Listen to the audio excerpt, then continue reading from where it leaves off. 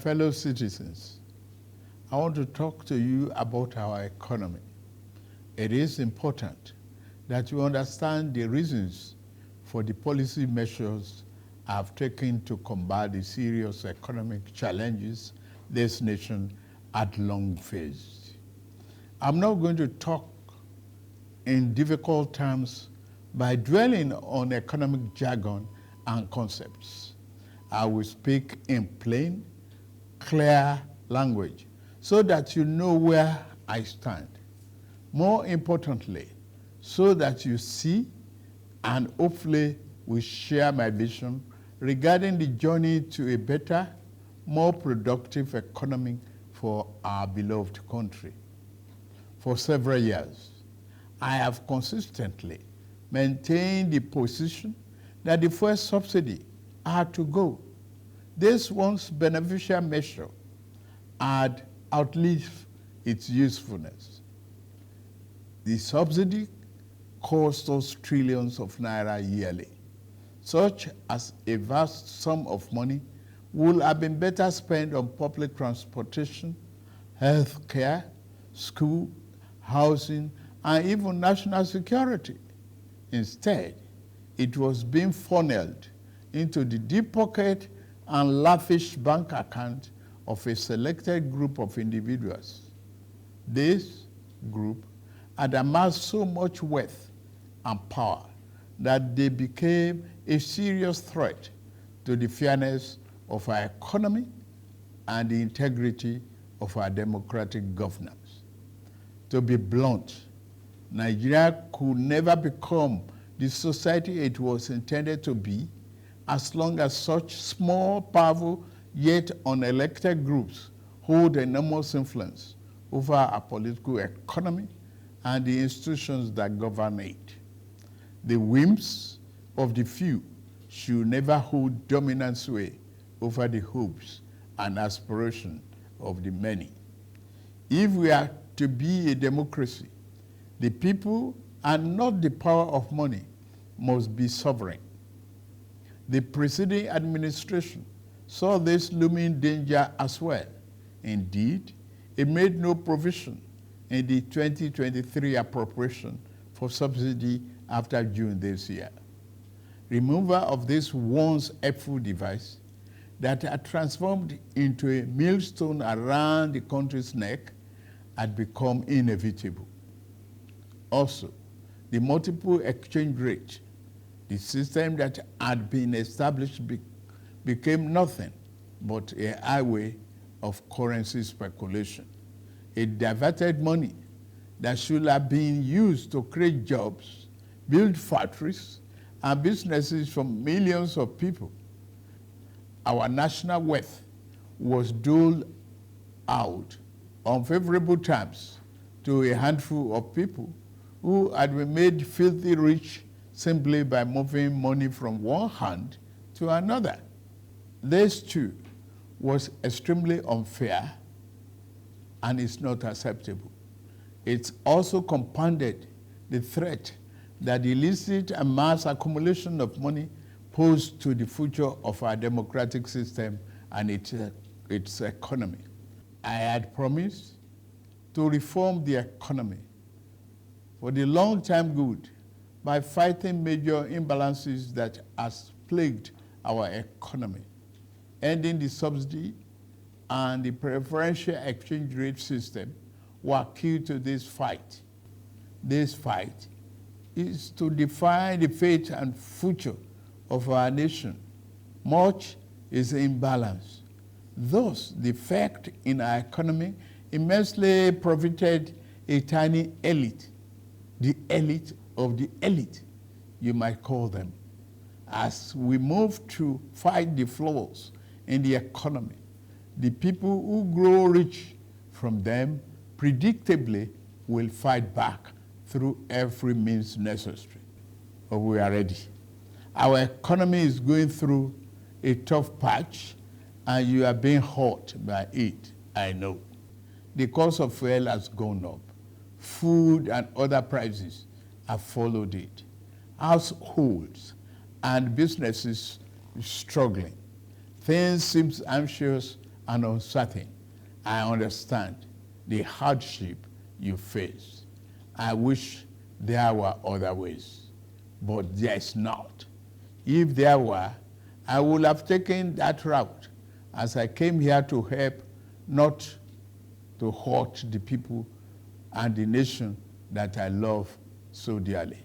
What I can offer in the immediate is to reduce the burden of current economic situation, which has imposed on all of us, most especially on businesses, the working class, and most vulnerable among us. Already, the federal government is working closely with states and local governments to implement interventions that will cushion the pains of our people across socio-economic brackets. Earlier this month, I signed 4 executive orders in keeping with my electoral promise to address unfriendly fiscal policies and multiple taxes that are stifling the business environment.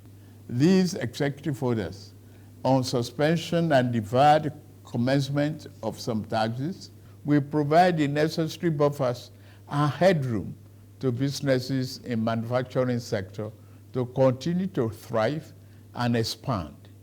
To strengthen the manufacturing sector, increase its capacity to expand and create good-paying jobs, we are going to spend 75 billion between July 2023 and March 2024.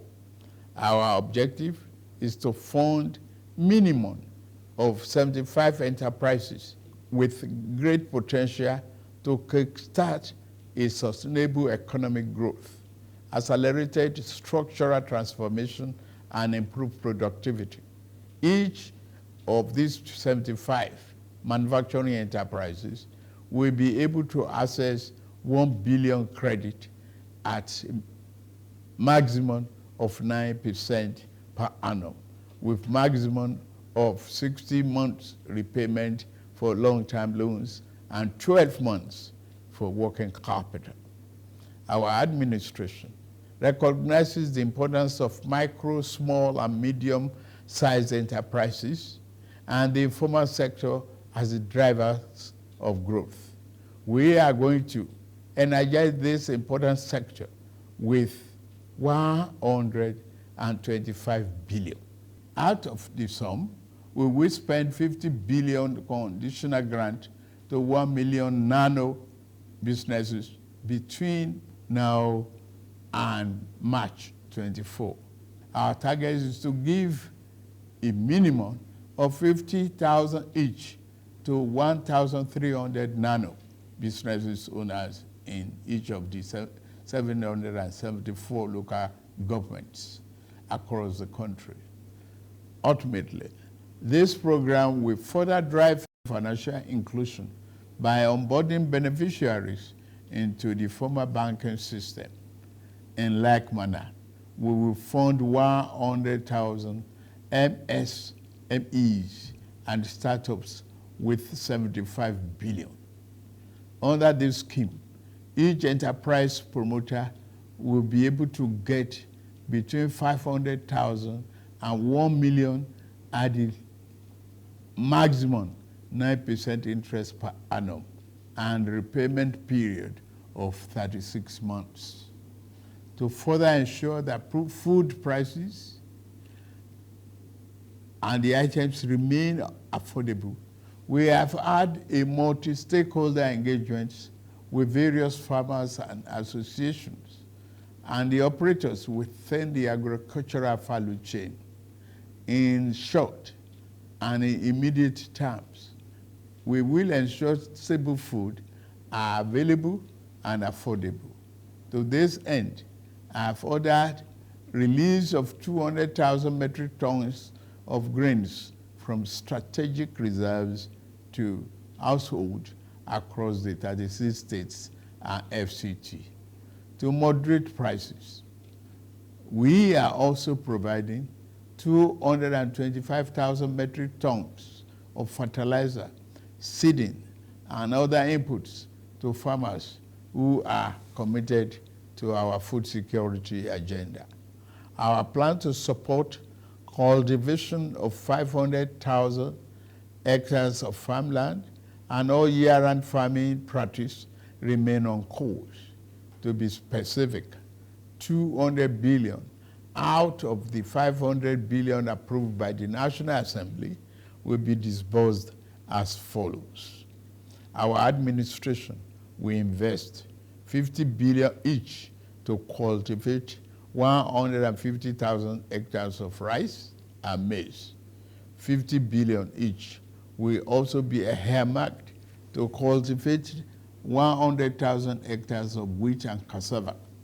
This expansive agricultural program will be implemented targeting small farm holders and leveraging large-scale private sector players in the agri-business with strong performance record.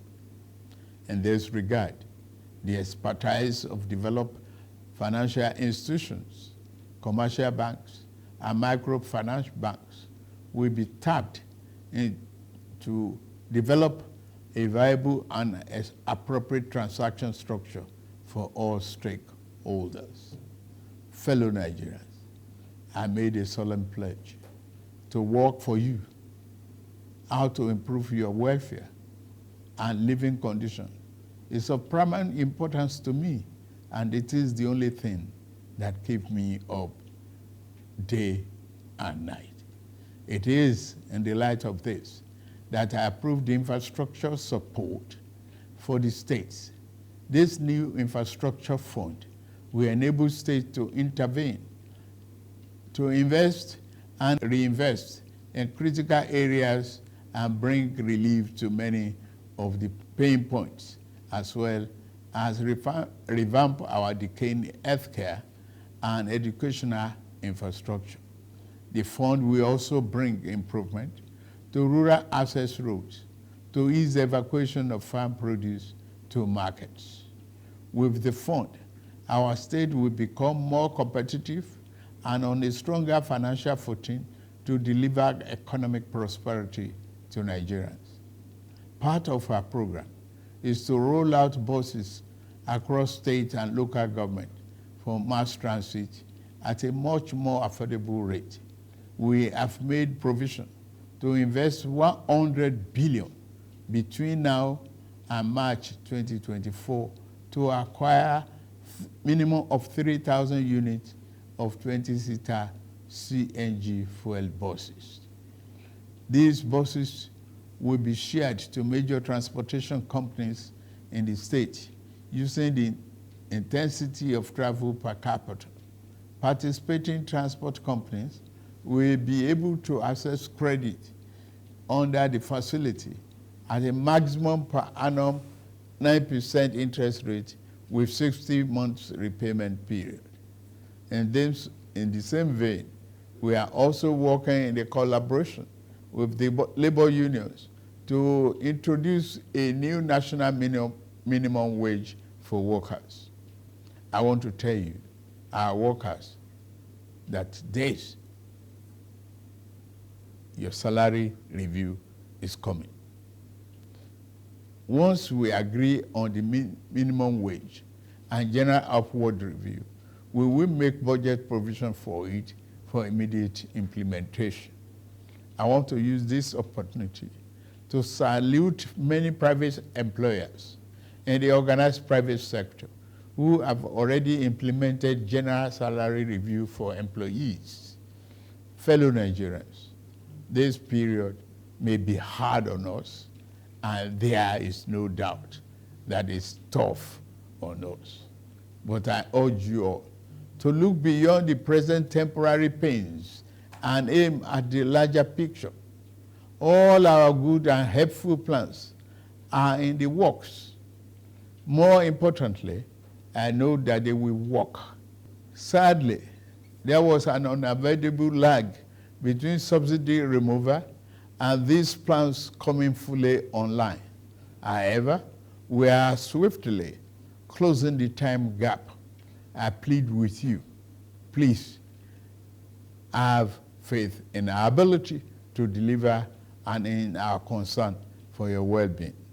We will get out of this turbulence, and due to the measures we have taken, Nigeria will be better equipped and able to take advantage of the future that awaits her. And in a little over 2 months, we have saved over 1 trillion naira that would have been squandered on the unproductive fuel subsidy, which only benefited smugglers and fraudsters. That money will now be used more directly and more beneficially for you and your families. For example, we shall fulfill our promise to make education more affordable to all and provide loans to higher education students who may need them. No Nigerian student will have to abandon higher education because of lack of money. Our commitment is to promote the greatest good for the greatest number of our people. On principle, we shall never falter. We are also monitoring the effect of exchange rate and inflation on gasoline prices. If and when necessary, we will intervene.